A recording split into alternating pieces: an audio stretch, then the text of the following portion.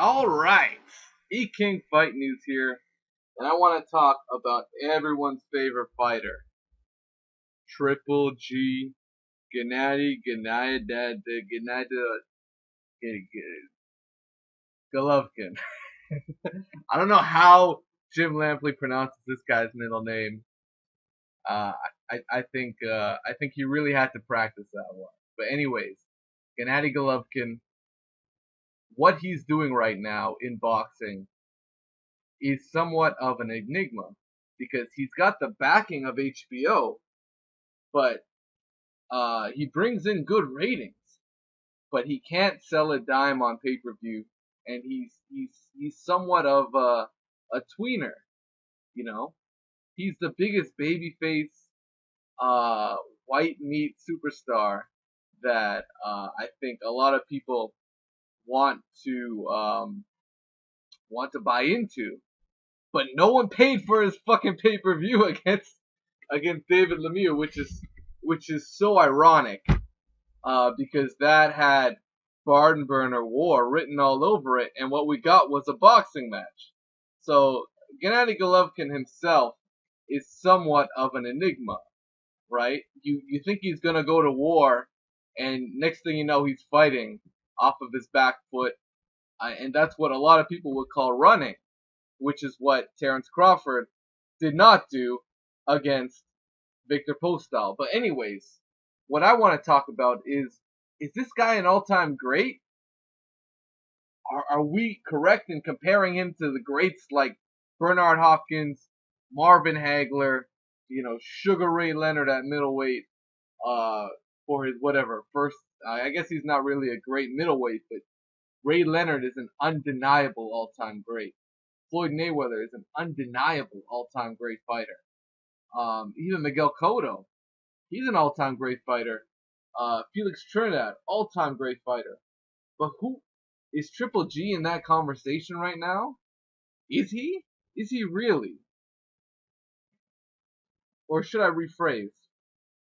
Because a guy like Triple G seems to have the ability to be in highly competitive fights against other great fighters, right? I think if he fought Canelo, um, who is, I would say at this stage of his career, he's a B plus fighter going into the realm of an A plus fighter or an A minus fighter. Canelo has a lot of talent, but he's just lacking in some.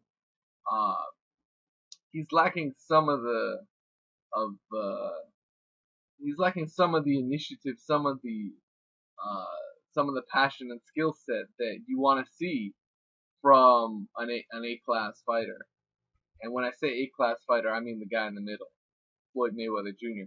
So who is Gennady Golovkin, and why are we calling him an all-time great, or the best middleweight in the world, or Freddie Roach's number one pound for pound? Why are we giving him this high of a ranking? Does he deserve it? So let's find out. I'm gonna attempt to break this all down for you. Okay, as of July 16th, he's ranked the the world's number one middleweight by the Ring magazine. So that's as of this month, he's number one at middleweight, which doesn't say a lot with Mexican style. That was not Mexican style against David Lemieux, I have to say. So in terms of his pound for pound status, I probably have him at between number 5 to number 10. I think he's right in that range. He's not a top five guy yet because guess what? He hasn't fought a top five guy yet. I don't even think he's fought a top 10 guy. I don't even think he's fought a top 20 guy pound for pound. Who has this guy fought? He fought a bunch of blown up, overrated Europeans. That's who he's fought. And if you don't believe me, this is what Teddy Atlas had to say. And shout out to Teddy Atlas. This is what Teddy Atlas had to say. Golovkin dominated again, and this is after the Martin Murray fight. He said Golovkin dominated again, like I thought he would do.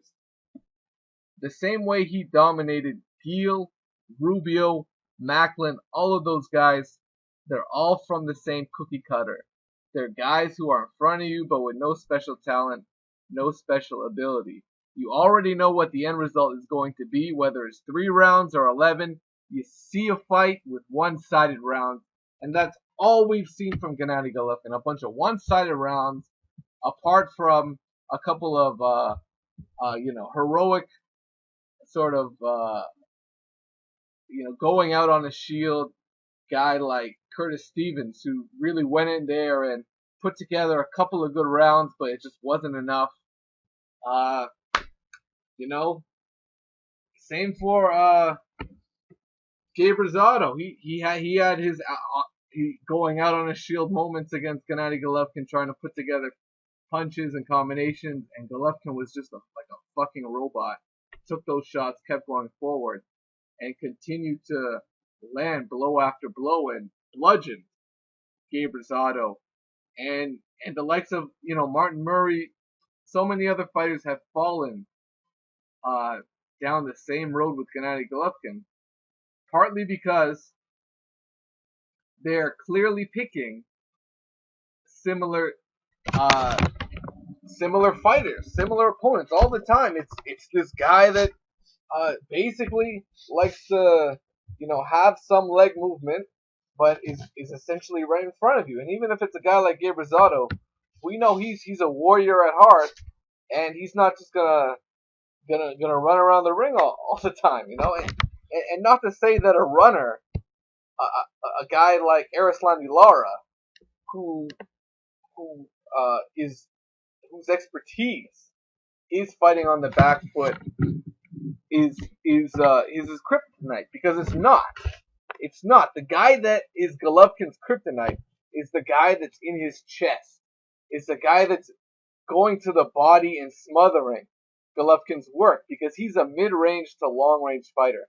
Golovkin has never been an inside fighter. A guy like Bernard Hopkins, if we had a guy that was prime at middleweight that mimicked the style of Bernard Hopkins, he would give Golovkin all he can handle. And unfortunately, a lot of people don't want to hear it, but it's absolutely true. Someone like a Bernard Hopkins, like a Roy Jones Jr., like a James Toney, would give Golovkin fits, and would beat a guy like Golovkin, to be honest, because we have not seen Golovkin do more than what we've always expected him to do, which is just to go forward and knock him out. We've seen him fight a little bit off the back foot, snap a jab, but we haven't seen the guy that's in his chest. Curtis Stevens went to his chest. Willie Monroe Jr. went to his chest, and they won a round doing it. But we haven't seen that sustained attack. A guy like a Sean Porter in against Gennady Golovkin. Here's more on what Teddy Atlas had to say, and that's a Hall of Fame trainer. That's a Hall of Fame commentator as well.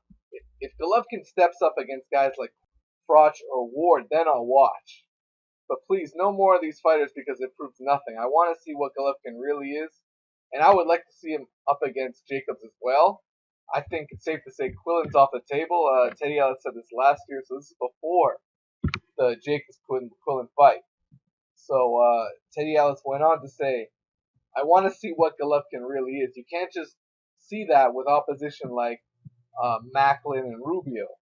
I want to see Golovkin tested from this point forward. And who the fuck is Golovkin fighting next?